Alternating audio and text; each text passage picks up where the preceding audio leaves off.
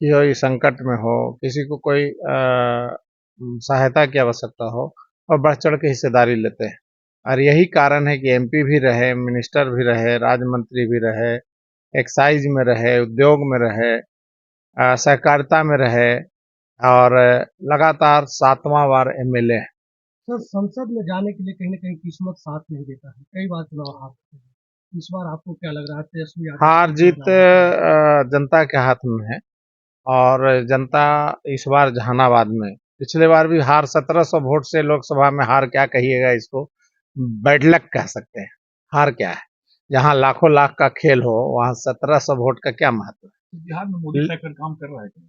देखिए, जो इस बार हम लोग चुनाव में गए, हम तो करीब करीब 15-20 लोकसभा में खुद गए हैं, रहे हैं और 30-32 साल का जो मेरा राजनीतिक अनुभव है वो मैं देख रहा हूँ।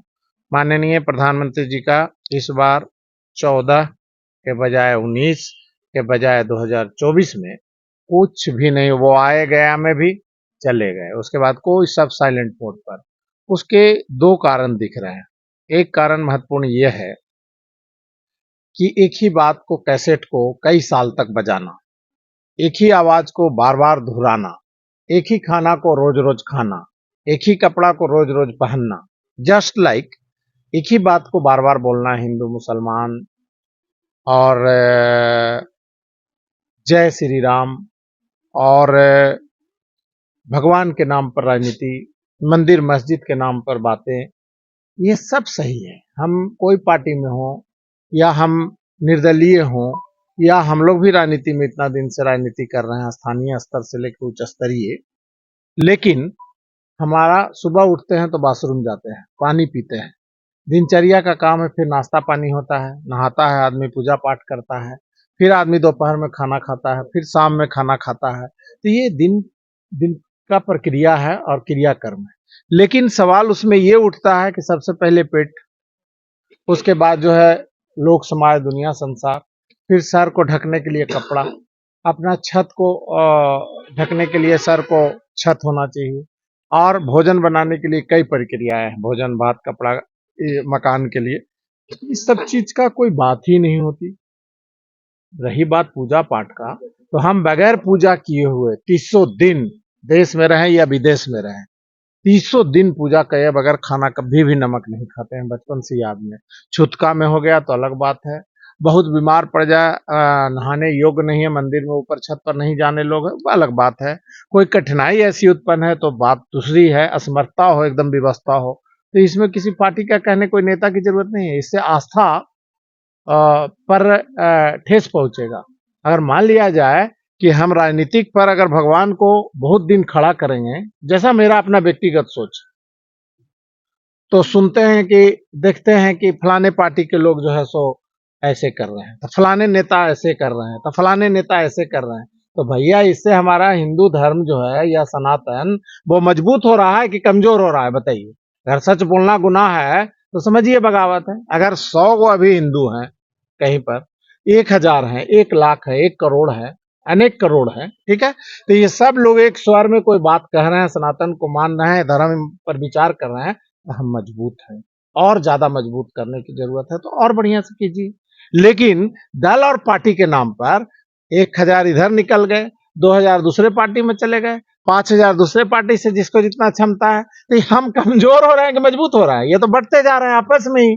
ये बातें को धर्म और भगवान जी को पूजा करने पर अपनी अपनी इच्छा शक्ति है, इसको कृपया करके राजनीति में नहीं लाने से हमारा धर्म सनातन जो है बहुत मजबूत रहेगा और आगे भी रहेगा। एनडीए अगर मान लिया जाए कि अभी आरोप लगता है कि यूपी में अखिलेश जी जो है सो इसके विरोध में रहते हैं, आरजेडी के लोग ऐसे करते हैं, कांग्रेस के लोग ऐसे करते हैं, मायावती के लोग ऐसे करते हैं, ममता जी के लोग ऐसे करते हैं, केजरीवाल जी के लोग ऐसे करते हैं, ये सब लोग तो उसी समूह में है ना। और ये समूह में 25 बंटवारा होगा। अगर डंटा को या सूता धागा को अलग अलग बांट दिया जाए और उसको रस्सी से अलग कर दिया जाए तो कोई तोड़ देगा, कमजोर होगा। तो हम लोग को मजबूत होने की जरूरत है। एक बात कारण ये है। दूसरा जो ये महंगाई है। तीसरा जो ये आपका सबसे बड़ा मुद्दा अभी ज्वलंत है कि प्रधानमंत्री जैसे पद पर रह करके लाख कोई बोले, लाख कोई गलतियां करे, लाख तरह तरह के लोग दुष्प्रचारित करें, लेकिन हम अगर चीफ है, हेड है, प्राइम है, तो हमको बहुत सूझबूझ से बोलना चाहिए। वो बहुत बड़े नेता हैं, बहुत वृद्ध भी हैं, हमसे बहुत बड़े भी हैं, हम उपदेश तो नहीं दे सकते, लेकिन अनुरोध जरूर ये कर सकते हैं कि ये कहना कि तुम देश में अगर ये जीतेगा तो माए बहन का, ये जो शादीशुदा है उनका मंगलसूत्र छीन लेगा, तो बेवकूफ जनता नहीं।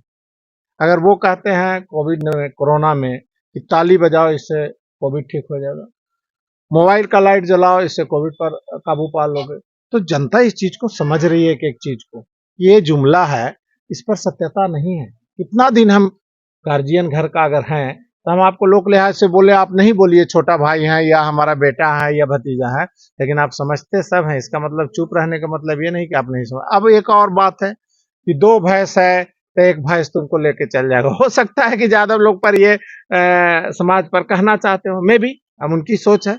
अब ऐसा कोई है पार्टी कि सब भैंस खोल खोल के गांव से ले जाएगा, ये हंसी की बात हो जाती है ना। इन सब चीजों से बहुत ग्राफ डाउन भी हुआ है, और बेरोजगारी और रोजगार और महंगाई और ये 900-1000 हजार का सिलेंडर, और जो है बिहार में देखिए 3-4 चीज कमर तोड़ के रखे हुए हैं आम जनता को। एगो घर छतरी ले जाइए तो हिंदुस्तान का पहला ये राज्य है जहां पर 14% टैक्स लगता है रजिस्ट्रेशन फीस। एगो गाड़ी खरीद के छोटा मोटा लाइए तो उसका रजिस्ट्रेशन में जो है 14% टैक्स है।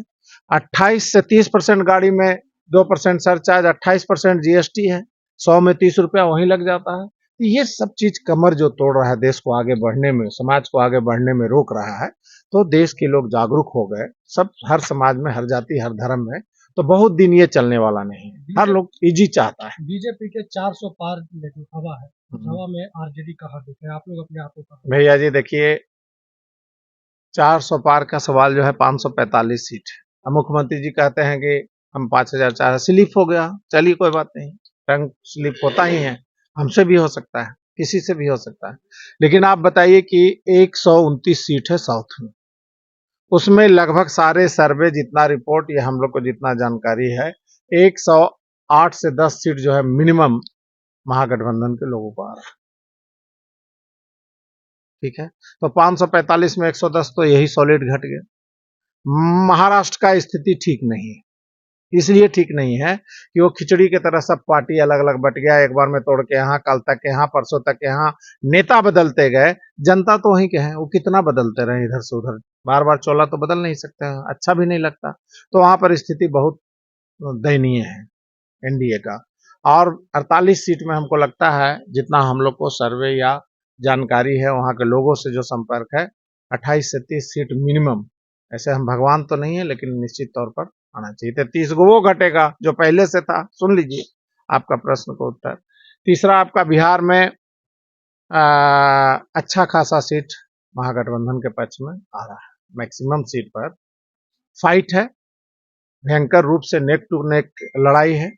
और जितना जगह चुनाव हुआ वहां भी देखिए, एक आध सीट ऐसा है जिसको सिक्योरिटी की बात की जा सकती है, जो ईमानदारी से राजनीति से हट के बात कर रहे हैं। राजनीति में तो सब 40 कहते हैं, 40 से नीचे कोई बात करने को तैयारी नहीं।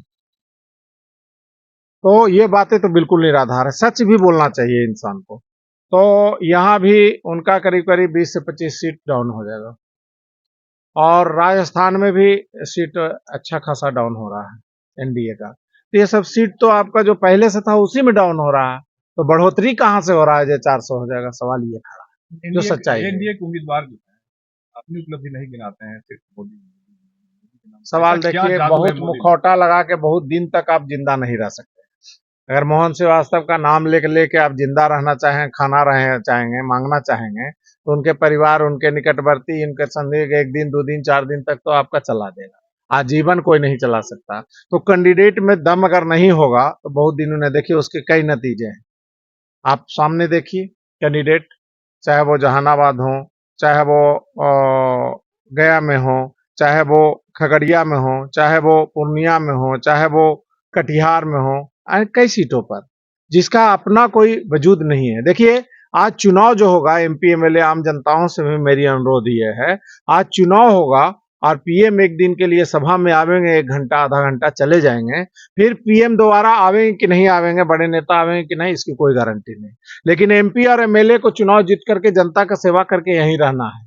मरनी जीनी शादी ब्याह न्योता पिहानी सब में उनको आना है और आना ही चाहिए, ठीक है। लेकिन अगर अच्छा आदमी आपने नहीं चुन पाया, डैशिंग आदमी अच्छा नहीं चुन पाया, तो उससे ज्यादा आप ही ज्यादा सफल है काम कराने करने में, फिर उनका कोई आवश्यकता नहीं रह जाती है। इसलिए अच्छे लोग, सुयोग्य लोग और कर्मठ लोगों का चुनाव में चुनना चाहिए, यह मेरा सुझाव है। एक आखिरी सवाल है, सम्राट चौधरी कल जो है जहानाबाद आने वाले हैं, पगड़ी बांधे थे नीतीश कुमार को उखाड़ के फेंकने के लिए, नीतीश कुमार को तो नहीं उखाड़ के फेंक पाए, लेकिन आप लोग का कहना है कि चुनाव के बाद उनका खुद का पगड़ी उतर जाएगा।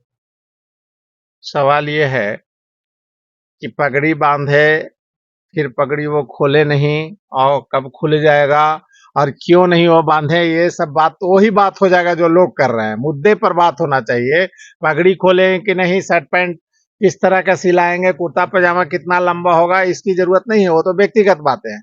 अगर उन्होंने ऐसा कुछ कहा या किया है तो कल आ ही रहे, आप उनसे पूछिएगा, इसका जवाब वही देंगे।